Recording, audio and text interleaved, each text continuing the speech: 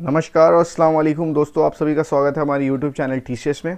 तो आज हम देखने वाले हैं यहाँ पर क्या कुछ असाइनमेंट्स जो मैं प्रीवियस वीडियो में जितना मैं टॉपिक कवर कर रहा हूँ उन सभी के बारे में यहाँ पर है और उन सभी से रिलेटेड कुछ ना कुछ क्वेश्चंस यहाँ पर हैं। ओके, जो आपके लिए बहुत हेल्पफुल होगा और आपकी जितनी है ये सारी टॉपिक आपकी प्रैक्टिस हो सकती है।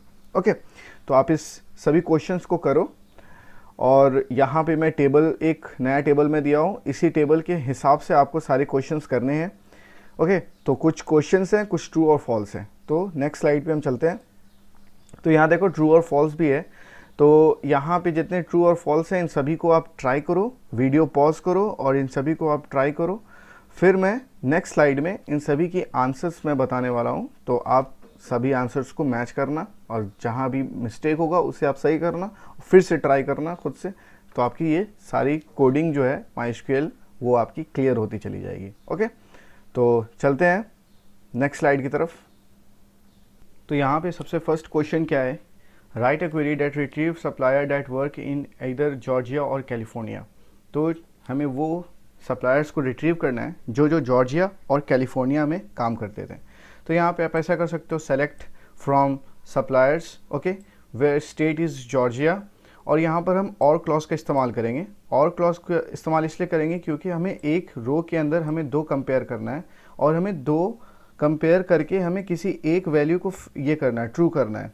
तो अगर सपोज़ यहाँ पर अगर जॉर्जिया रहा, ओके, यहाँ जॉर्जिया है, एक रो के अंदर जॉर्जिया ऑलरेडी है, और फिर मैं उसी रो को फिर से अगर मैं एंड क्लॉज के थ्रू अगर मैं कंपेयर करूँगा, सपोज़ यहाँ पे एंड क्लॉज है, अगर मैं फिर से कंपेयर करूँगा और कहूँगा कि वहाँ कैलिफोर्निया होनी चाहिए, तो वो फिर से यहाँ प्रॉब्लम क्रिएट कर सकता है।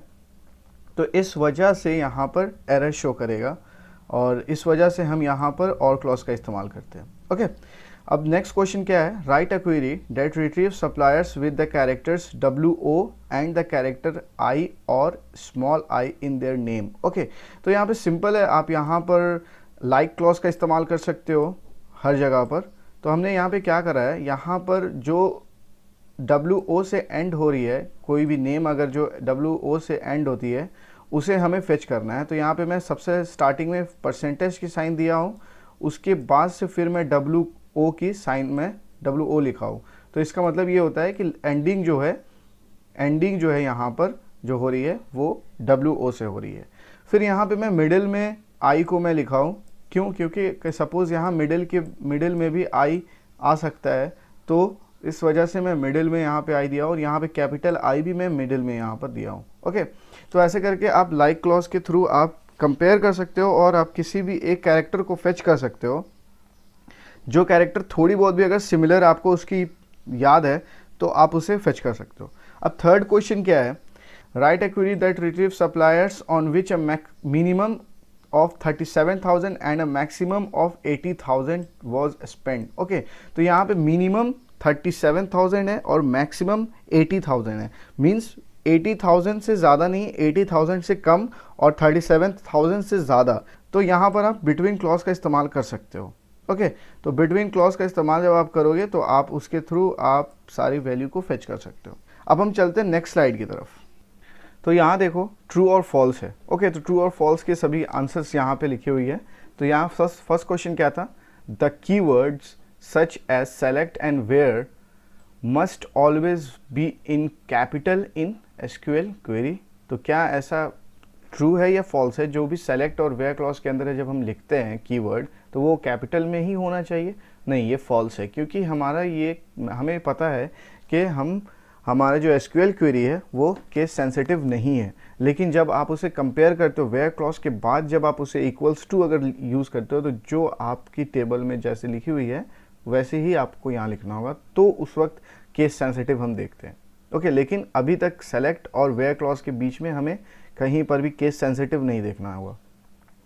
अब नेक्स्ट क्वेश्चन क्या है, the database work on first processing the filtering condition and then process the from condition. False. Okay, तो ऐसा कुछ नहीं है, फिल्टरिंग कंडीशंस को पहले वो ये करता है, प्रोसेस करता है एंड देन फ्रॉम कंडीशन को करता है, ये प्रोसेस गलत है। ओके, अब थर्ड क्वेश्चन क्या है, having just the filter conditions shows below in SQL query will return all the record from the table 1 is equal to 1, नहीं, ये false है। ओके तो अब हम नेक्स्ट स्लाइड की तरफ चलते हैं। तो यहाँ देखो null can not be compared using a equal sign. Okay तो ये चीज़ सही है बिकॉज मैं एक लेक्चर में कवर कर रहा हूँ null can not be compared using an equal sign. Okay तो ऐसा कभी नहीं हो सकता कि हम नल को कंपेयर कर सकते हैं, कभी भी हम कंपेयर नहीं कर सकते, तो इस वजह से ये ट्रू है।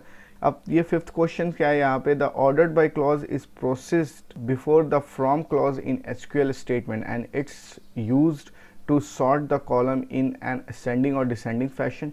यस ये ट्रू है क्योंकि मैं इसके जस्ट प्रीवियस वीडियो में अगर आप जाओगे तो वहाँ पे मैं ऑर्डर्ड बाय क्लॉज को बताया हूँ, तो उसमें आपको पता चल जाएगा कि यहाँ पर आप असेंडिंग और डिसेंडिंग ऑर्डर में भी आप उस चीज़ को ये कर सकते हो, सॉर्ट कर सकते हो। ओके तो ये सभी क्वेश्चंस को आप खुद से करो, और भी मैं जैसे जैसे मैं वीडियो को कवर करता चला जाऊँगा वहाँ पे असाइनमेंट देता चला जाऊँगा, जो कि आपकी सारी जितनी डाउट है वो सभी क्लियर होती चली जाएगी और आपकी रिवाइज भी होती चली जाएगी। ओके तो आई होप आपको ये सभी क्वेश्चन सही लगी होगी और आपको समझ में आई होगी।